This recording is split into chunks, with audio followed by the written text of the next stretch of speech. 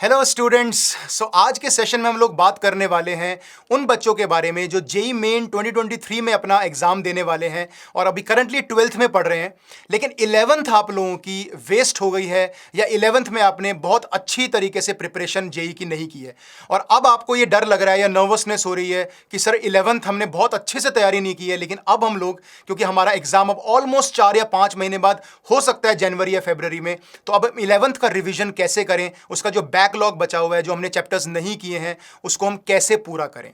तो I hope कि सभी बच्चे, बहुत सारे बच्चे इनफैक्ट ऐसे होते हैं जो 11th में एकदम से हम नए नए आते हैं 10th क्लास के बाद एंड सिलेबस का लेवल इतना ज़्यादा बढ़ जाता है आईआईटी का, हम जनरली स्कूल प्रेशर की वजह से या इतने टफ क्लास होने की वजह से हम लोग कोप अप नहीं कर पाते, जो सबके साथ हुआ है, मेरे साथ भी हुआ है ना। तो आप लोग इसे डिसएग्री नहीं करोगे कि हाँ सर ऐसा होता है कि 11th क्लास में कुछ चैप्टर्स भी हैं या ऑलमोस्ट सारे चैप्टर्स हैं जो हमने बहुत अच्छे से हमने पढ़ाई नहीं की है या जेई लेवल तक हम लोग नहीं पहुंच पाए हैं, बाइनोमियल कॉम्प्लेक्स या परमुटेशन कॉम्बिनेशन, तो ऐसे बहुत सारे चैप्टर्स हैं।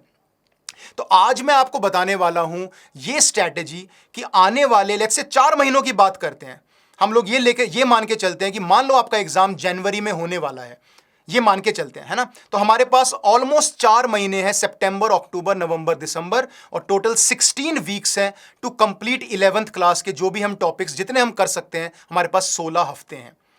अब 16 हफ्ते हैं, अप्रॉक्सीमेटली फिजिक्स केमिस्ट्री मैथ्स में भी अप्रॉक्सीमेटली 13 14 या 15 चैप्टर्स जनरली हर सब्जेक्ट में होंगे 11th क्लास में। यानी हम ऑन एन एवरेज मान के चलें तो हमें हर हफ्ते में एक चैप्टर का रिवीजन या एक चैप्टर की प्रैक्टिस करनी है, ये मानते हो। यानी एक हफ्ते के अंदर आपको एक चैप्टर फिजिक्स का खत्म करना है, एक केमिस्ट्री का खत्म करना है और एक मैथ्स का खत्म करना है। तो हमारे पास एक हफ्ते में 3 चैप्टर्स हमें करने हैं, फिजिक्स केमिस्ट्री मैथ्स के 1 1 1, और ऐसे मिला के हम लोग दिसंबर एंड तक अपना पूरा सिलेबस, हमारा बैकलॉग जो 11th क्लास का बचा हुआ है या ऑलमोस्ट सारी 11th क्लास हम लोग रिवाइज कर सकते हैं। एटलीस्ट कुछ तो बेटर कर सकते हैं जो हमने 11th क्लास में हमने ज़्यादा नहीं पढ़ा। अब ये कैसे करना है ये मैं आपको बताता हूँ। अब ये देखो बच्चों कि आपके पास एक वीक में आप 7 डेज हैं और आप हर दिन approximately let's say 6 hours on an average पढ़ाई करते हो। तो आपके पास ऑलमोस्ट 42 आवर्स होते हैं पूरे हफ्ते में पढ़ने के। एक एवरेज बात कर रहा हूं, 42 आवर्स आपके पास होंगे। 42 आवर्स में से आप जो रेशियो है, आप ये मान के चलो कि आप करीबन करीबन 18 घंटे या 17 से 18 घंटे आप 11th क्लास को दोगे और 24-25 आवर्स आप 12th क्लास को दोगे, क्योंकि आपके अभी आगे बोर्ड्स भी हैं, प्री बोर्ड्स भी होते हैं, तो उसमें भी आपका ऑब्वियसली थोड़ा टाइम ज़्यादा जाएगा।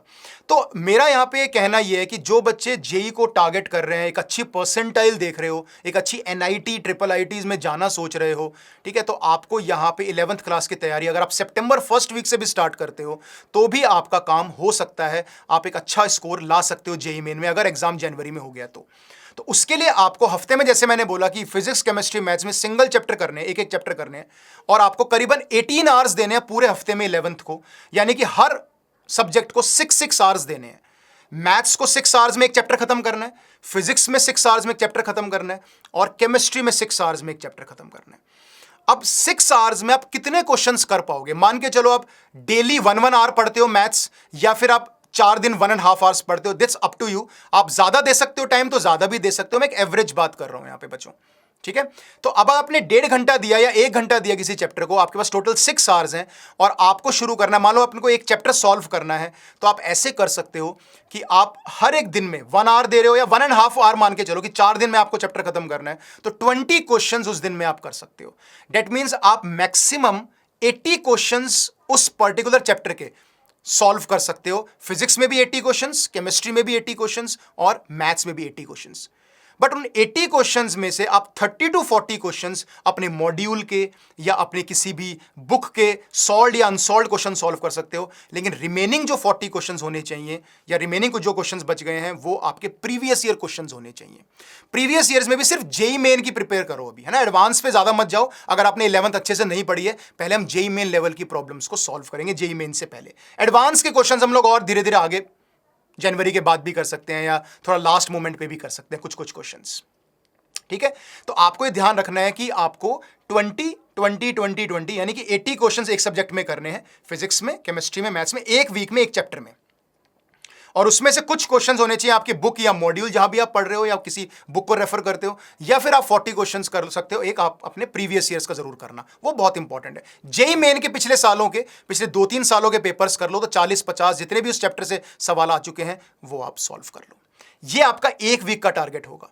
तो similarly second week, third week करते करते 16 वीक तक आप काफ़ी हद तक आप 11th जो हमारी वेस्ट हुई है या 11th में हमने बहुत ज़्यादा ध्यान नहीं दिया, फोकस नहीं दिया, तो हमें लगता है कि इस बार आपका कुछ बेटर हो जाएगा। एटलीस्ट चाहे वो 50-60% ही तैयार हो, लेकिन आप कुछ बेटर कर पाओगे रेदर देन कि हमने कुछ भी नहीं पढ़ा।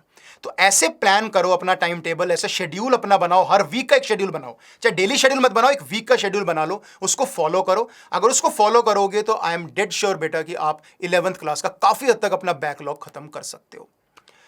सेकेंड, अब मैं बात करने जाता हूं कि आपको कौन कौन से टॉपिक्स, पहले हाई वेटेज टॉपिक्स पढ़ने होंगे। अगर मैं मैथ्स की बात करूं तो पहले किस ऑर्डर में आपको पढ़ना है ये भी मैं आपको बता देता हूं।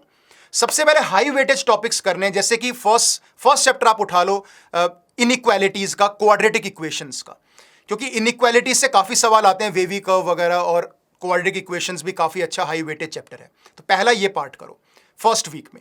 फिर अगले सेकेंड वीक में आप कर सकते हो सीक्वेंस एंड सीरीज करोगे। ये दो चैप्टर सबसे हाई वेटेज होते हैं 11th में, काफी क्वेश्चंस इसमें से जेईई मेन एडवांस में पूछे जाते हैं। उसके बाद नेक्स्ट हमारा आता है कोऑर्डिनेट ज्योमेट्री, जिसके अंदर 5 चैप्टर्स हैं, स्ट्रेट लाइन, फिर सर्कल, पैराबोला, इलिप्स, हाइपरबोला। ये सॉल्व कर लो। और मैं देखो एक बात ध्यान रखना, बहुत ज्यादा भी अगर आपको लगता है कि बहुत हाई लेवल का नहीं पढ़ना तो नॉर्मल लेवल का पढ़ो। तभी मैंने बोला प्रीवियस ईयर सिर्फ जेईई मेन के कर लो, और अगर आपको किसी बुक से सॉल्व करने हैं तो पहले सॉल्व्ड एग्जांपल्स करो। उससे क्या होता है, काफी बच्चों को लगता है सर हमें इतना हाई लेवल का आता नहीं है अभी, तो कैसे करें उसको, हम धीरे धीरे कैसे इंप्रूव करें। तो आप जो भी मैं 40 क्वेश्चंस बोल रहा हूं करने को, बेटा सबसे पहले सॉल्व्ड एग्जांपल्स करो। हर एक सब टॉपिक के 5-5 एग्जांपल्स कर लो, है ना, सॉल्व्ड एग्जांपल्स करो, then go for previous years, क्योंकि बहुत टाइम तो नहीं बचा है। तो ऐसे आपको सॉल्व करना है। ये मैं शुरू के 4 महीनों की बात बता रहा हूं। अगर आपका एग्जाम आगे खिसकता है, लेट्स से जनवरी में या फरवरी में, आपको 1 महीने का टाइम और एक्स्ट्रा मिल जाता है, फिर और अच्छी चीज, हम और प्रैक्टिस करेंगे, और प्रीवियस ईयर्स करेंगे, एडवांस लेवल का करेंगे, ठीक है। लेकिन इनिशियली आपको ऐसे स्टार्ट करना है अगर आपने 11th में ज्यादा नहीं पढ़ा है तो, ठीक है बच्चों। तो जैसे मैंने बोला कि क्वाड्रेटिक इक्वेशन है, सीक्वेंस एंड सीरीज है, फिर स्ट्रेट लाइन है, सर्कल है, पैराबोला, इलिप्स, हाइपरबोला, ये खत्म करोगे। उसके बाद आप आओगे अपने सबसे टफ चैप्टर्स पे, जो है आपके बाइनोमियल, परमुटेशन, कॉम्बिनेशंस और कॉम्प्लेक्स नंबर्स, ठीक है। ट्रिग्नोमेट्री है, ट्रिग्नोमेट्री आप बाद में भी कर सकते हो, शुरू में भी कर सकते हो, ये आपके ऊपर है। अगर क्योंकि सभी बच्चों ने जनरली ट्रिग्नोमेट्री पढ़ी होती है 11th क्लास में, बाद में जाके हमारा जो थोड़ा करिकुलम होता है, हमारा जो चीज़ें टफ होनी शुरू हो जाती हैं वो बाद में होती है। लेटर हाफ ऑफ 11th में जनरली बच्चा खराब हो जाता है, बिकॉज चैप्टर टफ आने शुरू हो जाते हैं, या हम लोग कई बार स्कूल के साथ जेईई कोप अप नहीं कर पाते, है ना। तो इसलिए बाइनोमियल पीएनसी कॉम्प्लेक्स में आप एनसीईआरटी लेवल के, आरडी शर्मा लेवल के क्वेश्चंस कर लो और प्रीवियस ईयर क्वेश्चंस लगा लो। बेसिक सा कर लो, बहुत ज़्यादा हाई लेवल पे जाने की ज़रूरत नहीं है, ठीक है। तो इस तरीके से आप सॉल्व करोगे तो मुझे लगता है आपकी 16 वीक्स में, 4 महीनों में एक अच्छी खासी प्रैक्टिस हो जाएगी, ठीक है। आप बिल्कुल जो अभी बिल्कुल नीचे लेवल पे हो, आप कहीं मीडियोकर एक मीडियम लेवल पे पहुंच जाओगे। अगर हमें 1 महीना एक्स्ट्रा मिलता है, या हमारा सेकेंड अटेम्प्ट अप्रैल में आता है, तो वी हैव, हालांकि आपके बोर्ड एग्जाम्स होंगे, बट स्टिल हमारे पास थोड़ा टाइम होगा कि हम लोग और इंप्रूव कर पाएं, अपने स्ट्रॉन्ग टॉपिक्स को और स्ट्रॉन्ग कर पाएं, ठीक है बच्चों। तो इस स्ट्रैटेजी के साथ चलोगे, टाइम टेबल और शेड्यूल बना के चलोगे, और जैसे मैंने टाइम आपको बताया कि कितना कितने क्वेश्चंस करने, अगर इस हिसाब से आप चलोगे, डेफिनेटली आप लास्ट तक 11th क्लास में काफ़ी अच्छा परफॉर्म कर पाओगे बच्चों, ठीक है। तो इस चीज़ को अच्छे से मानना है, अच्छे से अपने प्लान में इसको इंक्लूड कर लो, and you will see the results. Okay, so thank you so much बच्चों, all the best for your preparation.